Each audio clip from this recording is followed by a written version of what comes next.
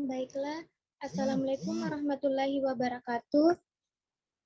Waalaikumsalam. Waalaikumsalam warahmatullahi wabarakatuh.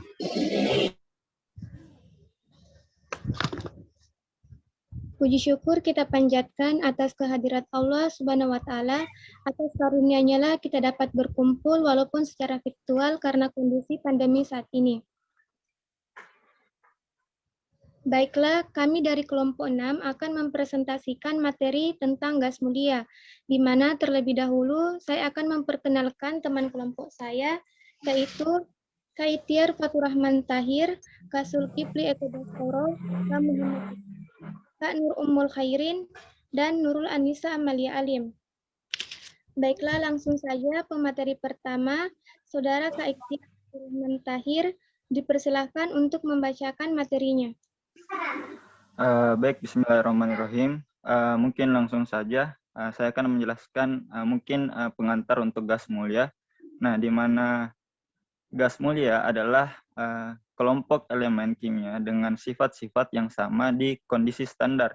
Mereka semua tidak berbau, tidak berwarna, dan monoatomik dengan reaktivitas yang sangat rendah. Artinya, mengapa reaktivitasnya rendah?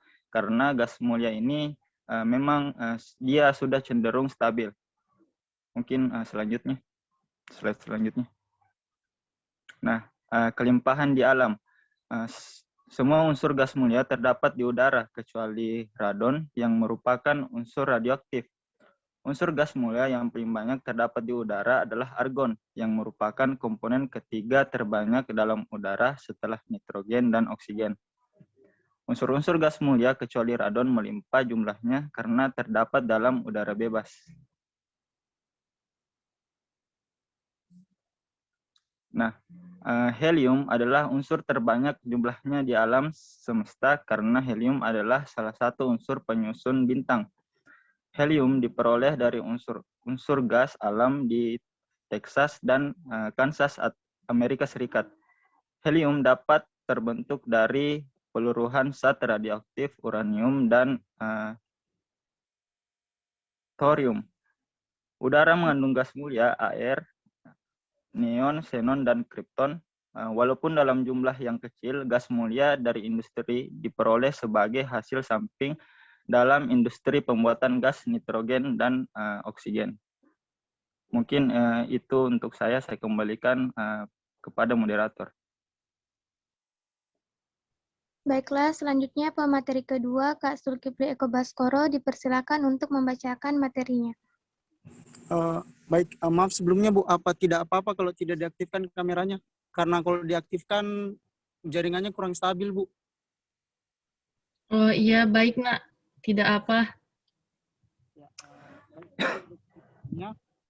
Nah, berikutnya yang akan saya jelaskan yaitu sifat-sifat dari golongan gas mulia itu sendiri. Yang pertama, sifat umum dari golongan gas mulia itu sendiri, di mana pada umumnya gas mulia itu tidak berwarna, kemudian tidak berbau, dan tidak berasa, kemudian sedikit larut dalam air.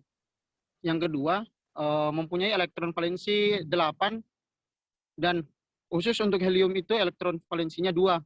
Nah, kemudian yang ketiga, molekul-molekulnya itu terdiri atas satu atom atau monoatomik. Ya, slide berikutnya. Nah, berikutnya yaitu dapat dilihat sifat fisik dari unsur-unsur pada golongan gas mulia itu sendiri, di mana ada helium, neon, argon, krypton, xenon, dan radon, di mana nomor atomnya yaitu 2 untuk helium, kemudian untuk neon itu sendiri 10, argon itu sendiri 18, krypton 36, xenon 54, dan radon 86. Kemudian massa molarnya dapat dilihat juga sudah tertera di tabel. Kemudian ada jari-jari atomnya, di mana semakin ke bawah semakin meningkat. Kemudian energi ionisasinya, di mana semakin ke bawah semakin menurun. Kemudian titik lelehnya. Nah, titik lelehnya juga dari atas ke bawah itu semakin meningkat. Kemudian titik didihnya sama dengan titik lelehnya, itu semakin meningkat. Kemudian densitasnya, itu dari atas ke bawah itu dia cenderung naik turun. Ya, berikutnya. Nah, berikutnya untuk sifat kimia itu sendiri. Nah, di sini karena konfigurasi elektron yang cenderung stabil, nah unsur-unsur di gas mulia itu sendiri cenderung kurang reaktif atau sangat sulit bereaksi karena dia sudah mencapai kestabilan itu sendiri. Nah, hal ini didukung juga dengan fakta bahwa di mana di alam gas mulia selalu ditemukan dalam bentuk monoatomik atau atom tunggal. Nah, namun demikian para ahli telah berhasil melakukan sintesis dari senyawa gas mulia itu sendiri, di mana argon, kripton, xenon, dan radon, di mana kereaktifan unsur-unsur ini meningkat dari argon ke radon, kemudian di mana dalam reaksi dengan fluorin, radon dapat bereaksi spontan, kemudian xenon dia memerlukan pemanasan atau penyinaran dengan sinar UV agar reaksinya berlangsung, dan kemudian kripton itu sendiri hanya bereaksi jika diberi muatan listrik atau aliran listrik atau sinar X pada suhu yang sangat rendah. Nah, itu tadi penjelasan mengenai sifat umum, sifat fisis, dan sifat kimia dari golongan gas mulia itu sendiri. Saya kembalikan kepada moderator. Baiklah, pemateri ketiga, Kak Muhammad Iksan, dipersilakan untuk membacakan materinya. Oke, terima kasih atas kesempatan yang diberikan oleh dari moderator. Selanjutnya saya akan menjelaskan mengenai sifat atomik dari gas mulia itu sendiri. Nah, unsur-unsur gas mulia memiliki konfigurasi elektron valensi yang oktet, yaitu NS2, NS2, dan NP6, kecuali pada helium yang konfigurasi duplet yaitu 1s2. Di mana jari-jari atom dari helium ke Rn bertambah sebagaimana bertambahnya jumlah kulit elektron. Nah, konfigurasi elektron dengan kulit valensi terisi penuh, demikian menyebabkan gas mulia cenderung sangat stabil atau sangat sukar bereaksi. Selanjutnya, nah, afinitas elektron. Dengan elektron valensi yang sudah penuh, artinya di elektron valensi yang sudah stabil yaitu helium 2 dan unsur lainnya itu 8, berarti bisa dikatakan sudah sangat stabil, dan unsur gas mulia sangat sukar untuk menerima elektron karena kestabilan tersebut. Nah, hal ini dapat dilihat dari harga afinitas elektron yang rendah. Di afinitas elektron di sini, di mana untuk golongan gas mulia itu sendiri bersifat positif, nah, sehingga sangat sukar untuk menyerap elektron dibanding dengan golongan-golongan lain yang afinitas elektronnya itu bersifat negatif, jadi sangat mudah untuk menyerap elektron. Oke, selanjutnya. Yang selanjutnya itu energi ionisasi. Kestabilan unsur-unsur golongan gas mulia menyebabkan unsur-unsur gas mulia sukar membentuk ion. Artinya sukar untuk melepas elektron. Helium adalah unsur gas mulia memiliki energi ionisasi paling besar. Nah, jadi itu untuk sifat energi ionisasi dari gas mulia itu sendiri. Selanjutnya. Nah, untuk pembuatan gas mulia itu sendiri, untuk pembuatan gas argon, neon, kripton, dan xenon. Nah, untuk gas helium atau He ditemukan terdapat dalam gas alam di Amerika Serikat. Itu gas helium mempunyai titik didih yang sangat rendah, yaitu minus 268,8 derajat Celcius. Sehingga untuk pemisahan gas helium dari gas alam dilakukan dengan cara pendinginan sampai gas alam akan mencair sekitar minus 156 derajat Celcius, dan gas helium terpisah dari gas alam. Nah, untuk udara yang mengandung gas mulia argon, neon, kripton, dan xenon, walaupun dalam jumlah yang sangat kecil, gas mulia di industri diperoleh sebagai hasil samping dalam industri pembuatan gas nitrogen. Jadi pada saat pembuatan gas nitrogen, gas-gas untuk argon, neon, kripton, dan xenon itu dari hasil sampingnya itu bisa dihasilkan berdasarkan pembuatan dari gas nitrogen sendiri dan gas oksigen dengan proses destilasi udara cair. Oke, itu dari saya kembalikan ke moderator. Baiklah, selanjutnya pemateri keempat, Kak Nur Ummul Khairin, dipersilakan untuk membacakan materinya.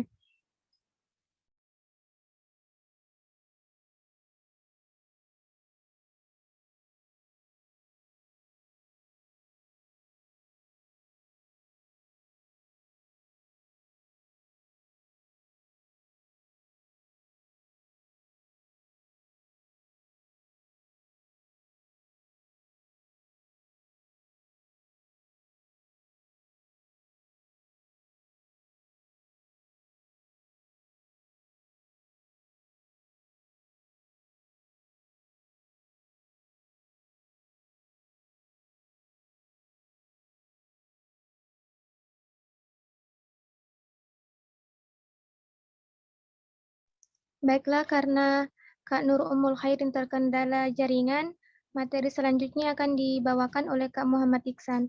Kepada Kak Muhammad Iksan dipersilahkan. Oke, kami meminta maaf karena salah satu dari teman kami itu ada kendala jaringan.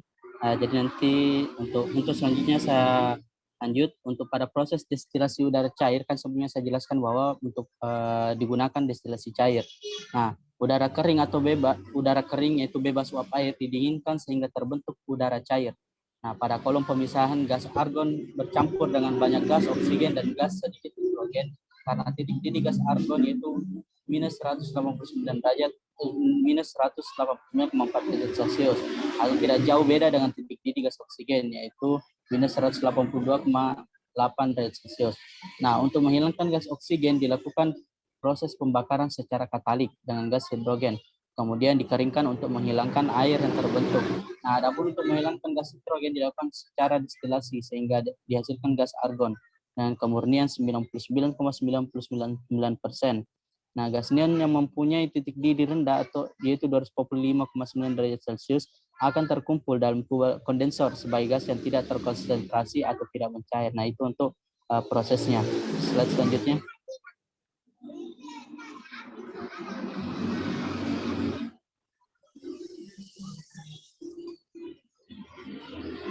Untuk gas krypton tersendiri yaitu yang memiliki titik beku yaitu sebesar minus 153,2 derajat Celcius, dan xenon yang memiliki titik beku minus 108 derajat Celcius mempunyai titik didih yang lebih tinggi dari gas oksigen sehingga akan terkumpul di dalam kolom oksigen cair di dasar kolom destilasi utama. Dengan pengaturan suhu sesuai titik didih, maka masing-masing gas akan terpisah. Itu untuk pemisahan gas krypton dan xenon. Nah, semua unsur gas mulia terdapat di udara kecuali radon atau ren yang hanya terdapat sebagai isotop radioaktif berumur pendek yang diperoleh dari peluruhan radioaktif atom radium. Selanjutnya. Nah, untuk kegunaan gas mulia atau yang pertama itu helium. Satu, helium digunakan sebagai gas pengisi balon udara, menggantikan gas hidrogen karena selain ringan juga bersifat inert. Nah, jadi untuk balon-balon udara yang bisa terbang itu lebih baik menggunakan helium. Nah, itu bedanya. Jadi helium cair yang digunakan untuk pengginian koil logam pada alat scanner tubuh atau MRI dan juga pendingin dalam penelitian sirogenesis dan superkonduktor sebagaimana titik didihnya yang sangat rendah. Yang ketiga itu helium digunakan sebagai pelarut gas oksigen dalam tabung oksigen, penyelam atau tabung oksigen rumah sakit. Nah, yang keempat itu sebagai pendingin reaktor nuklir. Nah, jadi sifatnya karena titik didihnya rendah maka bisa sebagai pendingin reaktor nuklir. Yang kelima itu memberi tekanan pada bahan bakar roket. Oke, untuk sekian dari saya kembalikan pada moderator. Baiklah. Selanjutnya akan dibawakan oleh Nurul Anissa Amalia Alim. Kepada saudari dipersilakan untuk membaca. Terima kasih atas kesempatannya.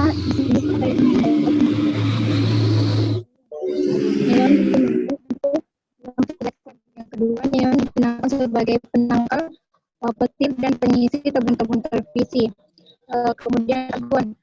Kegunaannya yang pertama yaitu argon digunakan sebagai gas pengisi dalam beberapa jenis bola lampu. Yang kedua, argon digunakan sebagai atmosfer inner pada pengelasan, sintesis kristal tunggal silikon dan germanium dalam industri semikonduktor dan eksperimen dengan glow box di laboratorium. Yang ketiga, krypton. Manfaatnya yaitu krypton dapat digunakan pada lampu landasan pesawat dan lampu fotografer berkecepatan tinggi. Yang kedua, krypton dapat digabungkan dengan gas lain untuk membuat sinar hijau kekuningan yang dapat digunakan sebagai kode dengan melemparkannya ke udara.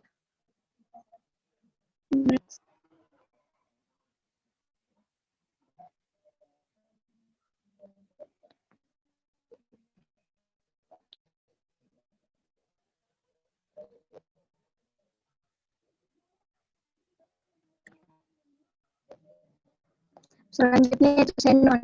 Xenon digunakan untuk lampu blitz fotografi dan beberapa jenis lampu mobil. Yang kedua, xenon dapat digunakan sebagai obat bius atau anestetik. Yang ketiga yaitu isotopnya dapat digunakan sebagai reaktor nuklir. Selanjutnya yaitu radon. Radon digunakan dalam terapi kanker atau terapi radiasi sebagaimana sifatnya radioaktif. Yang kedua, radon dapat menjadi indikator keberadaan mineral radioaktif seperti biji uranium dalam tanah, bebatuan ataupun bahan bangunan. Baik, saya kembalikan kepada moderator.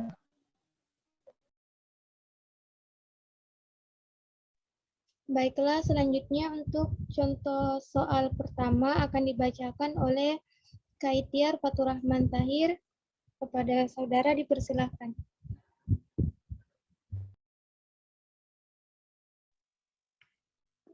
Baik, mungkin langsung saja. Saya akan menjelaskan untuk soal nomor 1. Nah, di sini kan untuk yang bagian A, yang diminta adalah formula titik elektron untuk ion fluorosenium. Nah, tentunya untuk mengetahuinya pertama, tentukan dulu elektron valensinya masing-masing, di mana xenon elektron valensinya itu 8 dan fluor itu 7.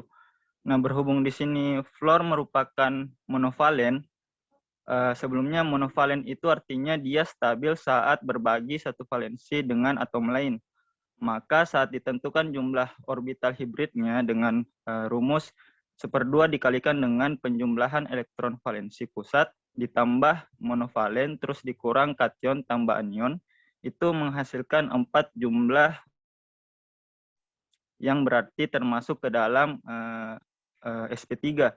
Nah, karena sudah diketahui jumlah orbital hibridanya 4, maka untuk mengetahui pasangan elektron bebasnya, 4 dikurang dengan yang berikatan. Nah, dalam kasus ion fluorosenium, yang terikat cuma 1 atom fluor, maka didapatkan rumus AX1E3 dengan bentuk molekul yang linear.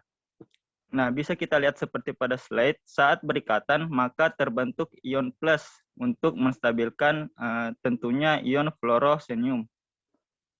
Kemudian selanjutnya yang bagian B, mungkin teman-teman bisa lihat di slide untuk struktur xenon oksitetrafluorida, baik yang berikatan tunggal dengan oksigen maupun yang berikatan rangkap. Nah, untuk soal ini mungkin kita fokus pada muatan formalnya masing-masing. Mengapa muatan formal? Sebab untuk mengetahui tingkat kestabilan dan ketepatan suatu struktur bukan hanya dilihat dari aturan oktet, tapi juga ada yang dinamakan muatan formal. Jadi bisa kita bandingkan muatan formal di antara dua struktur tersebut. Yang manakah yang lebih stabil? Adapun untuk menentukan muatan formal unsur yaitu rumusnya itu elektron valensi dikurang dengan jumlah elektron ikatan kurang dengan jumlah elektron bebas. Nah, bisa kita lihat muatan formal untuk ikatan tunggal oksigen itu muatan formalnya untuk sebenarnya kan dihitung setiap unsur, tapi bisa kita lihat kan kita bandingkan ini, bisa kita lihat langsung untuk unsur xenon sebesar +1. Sedangkan untuk struktur yang berikatan rangkap memiliki muatan formal xenon sebesar 0. Tadi juga sudah dijelaskan oleh Ibunda bahwa 0 itu berarti dia muatan formal yang 0 itu berarti dia stabil dan strukturnya itu sudah tepat. Jadi bisa disimpulkan bahwa xenon oksitetrafluorida lebih stabil dengan struktur ikatan rangkap pada oksigen. Mungkin itu dari saya. Saya kembalikan kepada moderator.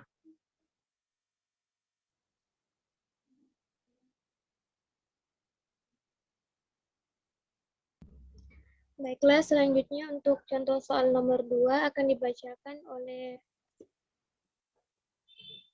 Kak Zulkifli Eko Baskoro. Maaf, maksud saya Kak Muhammad Iksan. Kepada saudara dipersilahkan.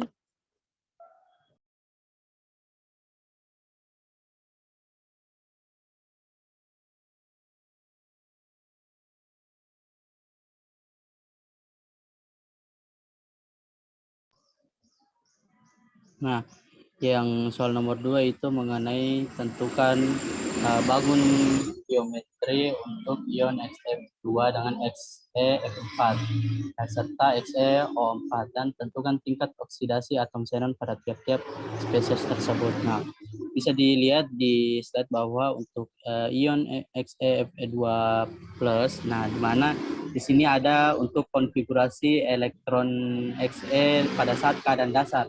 Nah, di sini pada saat keadaan dasar itu terdapat kripton 5s2, 5p6 dan 5d0.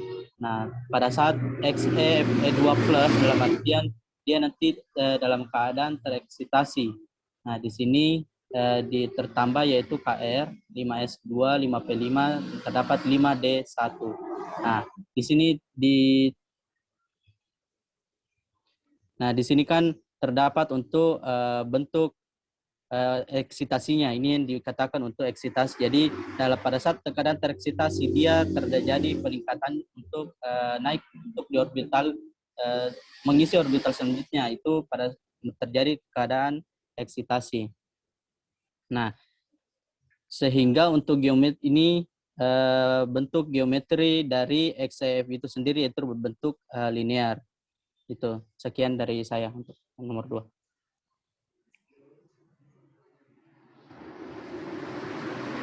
Oh ya. Nah, untuk selanjutnya itu mengenai XeF4. XeOF4 yaitu konfigurasi elektron Xe pada saat keadaan dasar yaitu Kr 5s2, 5p6 dan 5d0. Nah, untuk keadaan tereksitasinya bisa dilihat membentuk sp3d2 sehingga untuk geometri molekul dari XeF4 yaitu segi 4 datar.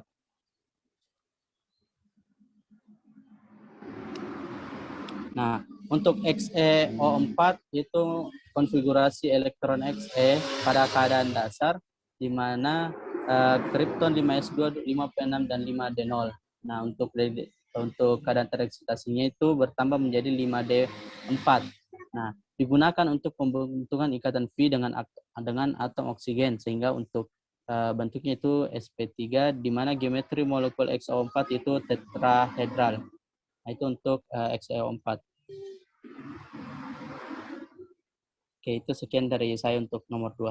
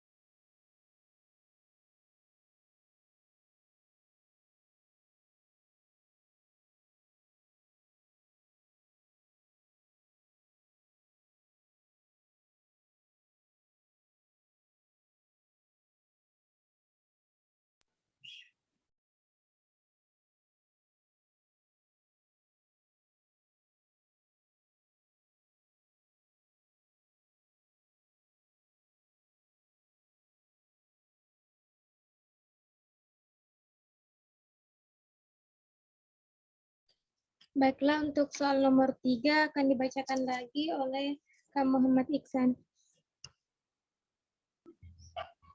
Oke, saya bacakan kembali untuk soal nomor 3 karena untuk dari teman-teman tim kami itu masih terkendala jaringan, makanya agak susah untuk bisa join. Nah, untuk nomor 3 itu tuliskan persamaan reaksi antara xenon difluorin dan B itu xenon tetrafluorida. Nah, di sini xenon dengan difluorin, yaitu difluorin sendiri itu F2 dan berbentuk gas. Nah, XeF2 di mana untuk reaksi ini dia membutuhkan suhu 400 derajat Celcius atau dalam tekanan 1 atmosfer untuk membentuk XeF2. Nah, bentuk geometrinya di bawah. Nah, itu untuk XeF2.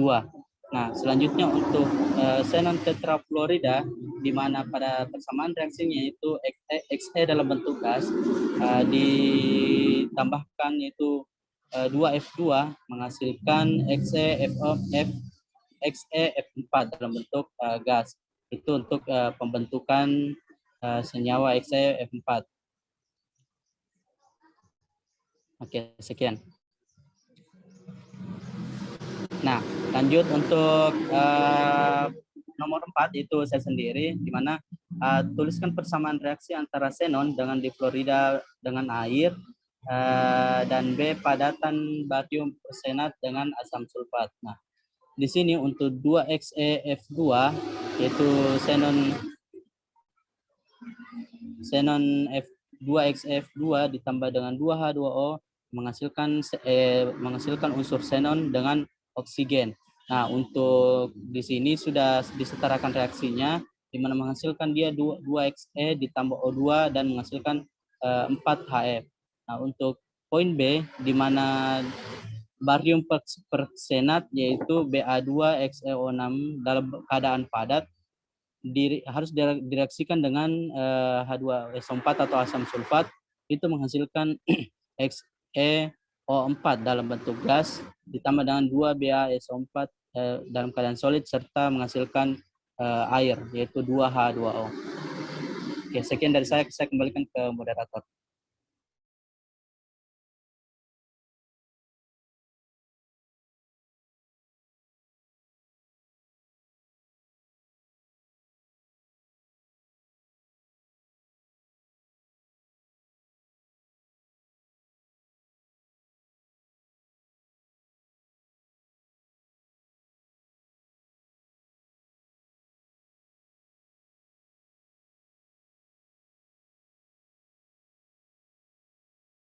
Baiklah, untuk soal selanjutnya akan dibacakan oleh Kak Nur Ummul Khairin.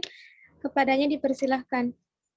Ya baik, soal terakhir yaitu jelaskan mengapa xenon mampu membentuk senyawa dengan oksigen hingga tingkat oksidasi +8, tetapi fluorin hanya mampu membentuk senyawa dengan tingkat oksidasi +6. Penjelasannya yaitu xenon mampu membentuk senyawa dengan oksigen hingga tingkat oksidasi +8 karena apabila xenon dan oksidasi direaksikan maka akan membentuk ion persenat. Struktur ion persenat ini merupakan oktahedron dengan atom pusat Xe yang dikelilingi oleh 6 atom oksigen. Persenat adalah salah satu oksidator terkuat dengan tingkat oksidasi formal yaitu +8. Sedangkan pada xenon fluorida strukturnya yaitu persegi panjang seperti yang telah dibuktikan oleh percobaan difraksi neutron dan dibenarkan oleh teori elektron valensi di mana xenon mempunyai dua pasangan elektron tunggal di atas dan di bawah bidang molekul itu sehingga menghasilkan bilangan oksidasi +6. Terima kasih. Saya kembalikan kepada moderator. Baiklah, itulah tadi pemaparan materi gas mulia dari kelompok kami. Selanjutnya kami akan membuka sesi tanya jawab yang dilanjutkan melalui Google Meeting.